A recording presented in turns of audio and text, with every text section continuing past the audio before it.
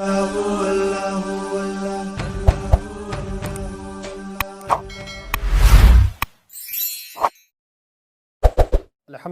رب العالمین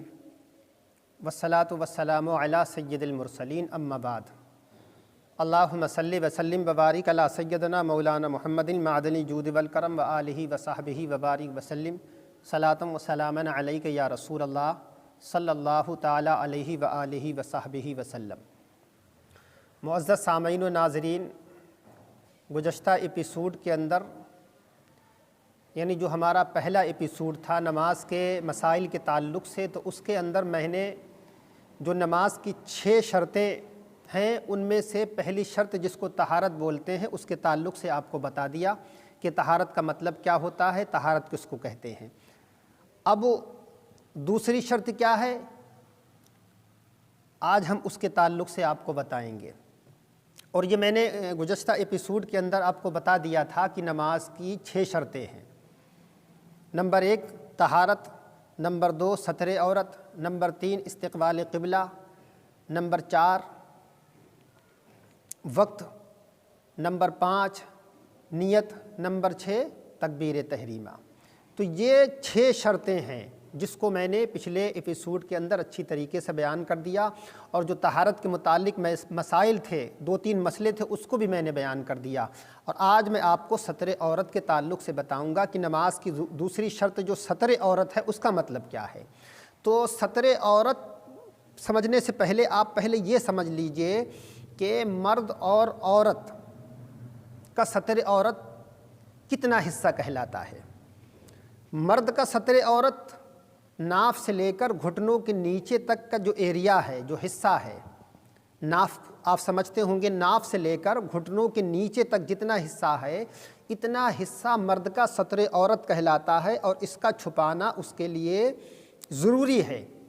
اس کا کھولنا، اس حصے کا کھولنا کسی بھی انسان کے سامنے جائز نہیں ہے۔ تو یہ مرد کا ستر عورت رہا، ناف سے لے کر گھٹنوں کے نیچے تک۔ اور عورت کا ستر عورت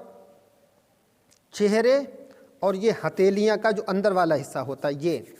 ہتھیلیاں اور پیروں کے تلووں کو چھوڑ کر، چہرے کو، ہتھیلیوں کو اور پیر کے جو تلوے ہوتے ہیں، ان 3 جگہوں کو چھوڑ کر عورت کا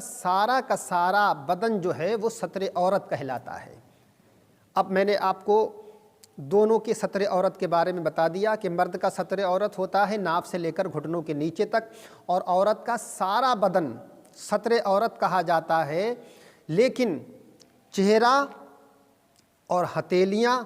اور جو تلوے ہوتے ہیں، یہ 3 جگہ جو ہیں وہ عورت کی وہ ستر عورت کے اندر داخل نہیں ہیں۔ یعنی ان 3 جگہوں کو جو ہے چھوڑ کر عورت کا سارا بدن، کا سارا حصہ جو ہے وہ ستر عورت کہلاتا ہے۔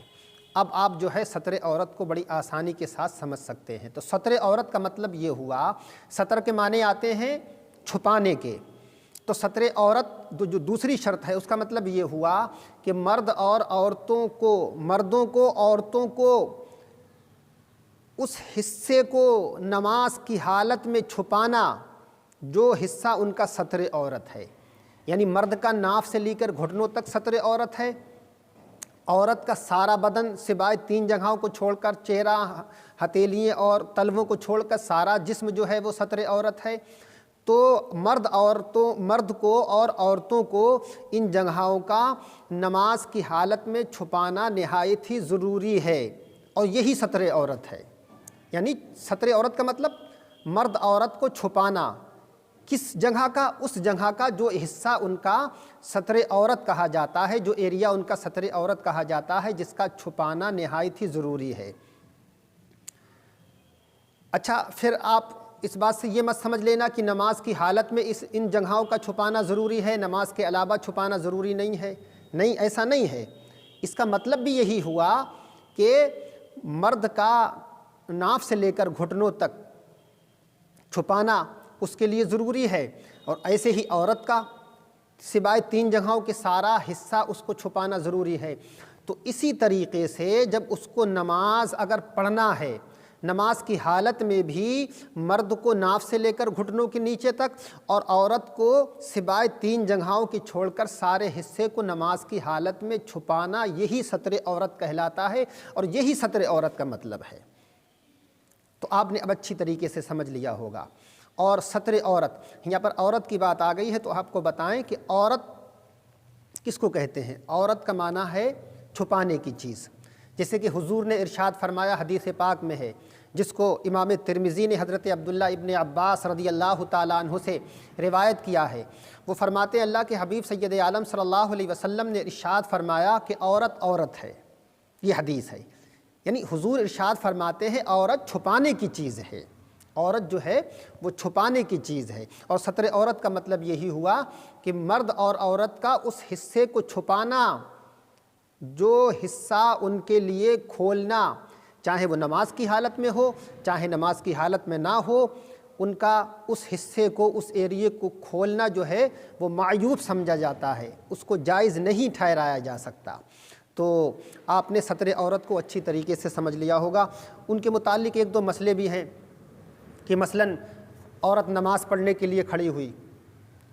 چونکہ دوسری شرط ہے ستر عورت، یعنی اس حصے کا چھپانا، جس حصے کا چھپانا اس عورت کے لیے ضروری ہے، چاہے وہ نماز کی حالت میں نہ ہو جب بھی اس کا چھپانا ضروری ہے، یعنی چہرے کے علاوہ، ان ہتھیلیوں کے علاوہ اور پیروں کے علاوہ اس کا بالوں کا سارے حصے کو اس کو چھپانا نہایت ہی ضروری ہے۔ نماز کے علاوہ بھی کسی غیر محرم کے سامنے اس حصے کا کھولنا اس کے لیے جائز نہیں ہے۔ اسی طریقے سے نماز کی دوسری شرط یہ ہے کہ جب وہ نماز پڑھنے کے لیے جائے گی تو اس کو اپنے اس حصے کا چھپانا نہایت ہی ضروری ہے۔ اگر اس نے اس طریقے کے کوئی کپڑے پہنے ہیں کہ جن کپڑوں کے اندر اس کا جسم جو ہے وہ نظر آ رہا ہے تو ایسی حالت میں اس کی نماز نہیں ہو سکتی ہے، چونکہ وہاں ستر عورت نہیں پایا جا رہا ہے، دوسری شرط جو ہے وہ نہیں پائی جا رہی ہے۔ یا اس نے دوپٹہ اس طریقے کا اوڑھ رکھا ہے نماز کی حالت میں کہ اس دوپٹے کے اندر اس کے بال جھلک رہے ہیں، بالوں کی سیاہی اس دکھائی دے رہی ہے، اتنا باریک دوپٹہ اوڑھ کر اگر اس نے، یعنی عورت اگر نماز پڑھ رہی ہے باریک دوپٹے کے اندر اس دوپٹے میں سیاہی نظر آ رہی ہو، جھلک رہی ہو، تو اس دوپٹے کو اوڑھ کر وہ نماز پڑھنا جائز نہیں ہے۔ اگر ایسے دوپٹے کے ساتھ میں نماز پڑھی گئی تو وہ نماز جو ہے وہ قبول نہیں ہوگی، اس کو دوبارہ سے پڑھنا پڑے گا، چونکہ شرط نہیں پائی گئی۔ ظاہر بات ہے جب شرط نہیں پائی گئی تو نماز کیسے ہو سکتی ہے۔ اور اسی طریقے سے مرد کا بھی اپنے اس حصے کا چھپانا جو ہے وہ نماز کی حالت میں، باقی جیسے کہ ہم نماز کی حالت میں مکمل طریقے سے کپڑے پہنتے ہیں، ہاتھ بھی چھپے ہوئے ہوتے ہیں اور پورا جسم چھپا ہوا ہوتا ہے، ٹوپی وغیرہ لگی ہوئی ہوتی ہے، تو اس طریقے سے نماز چونکہ ایک اللہ کی آپ بندگی کر رہے ہیں، اللہ کے لیے آپ نماز پڑھ رہے ہیں، اللہ سے راز و نیاز کی باتیں کر رہے ہیں، تو ظاہر بات ہے آپ اللہ کی بارگاہ میں کھڑے ہوں اور آپ کا جسم ننگا ہو تو یہ تو ادب کے خلاف ہے اور یہ پھر سنت کے خلاف بھی ہے۔ تو لہذا نماز مرد بھی ایسا نہیں کہ اس کا ستر عورت جو ہے وہ ناف سے لے کر گھٹنوں تک ہے تو پتہ لگا اتنا ہی ایریا جو ہے وہ چھپانے کے بعد میں نماز کے لیے کھڑا ہو جائے، تو یہ صحیح نہیں ہے۔ لیکن صحیح یہ ہے کہ اس کو جس طریقے سے ہم لوگ نماز پڑھتے ہیں کپڑے وغیرہ پہن کر یا لنگی باندھ کر یا ٹوپی وغیرہ لگا کر، تو اس طریقے سے یہ ادب، اس کے اندر ادب ہے، اور چونکہ اللہ کی بارگاہ میں کھڑے ہوئے ہیں لہٰذا ادب نہایت ہی ضروری ہے، اور پھر اس طریقے سے نماز پڑھنا ہمارے نبی کی سنت بھی ہے۔ تو آپ نے ستر عورت کے تعلق سے اچھی طریقے سے آپ نے سمجھ لیا ہوگا کہ یہ ستر عورت جو ہے وہ نماز کی دوسری شرط ہے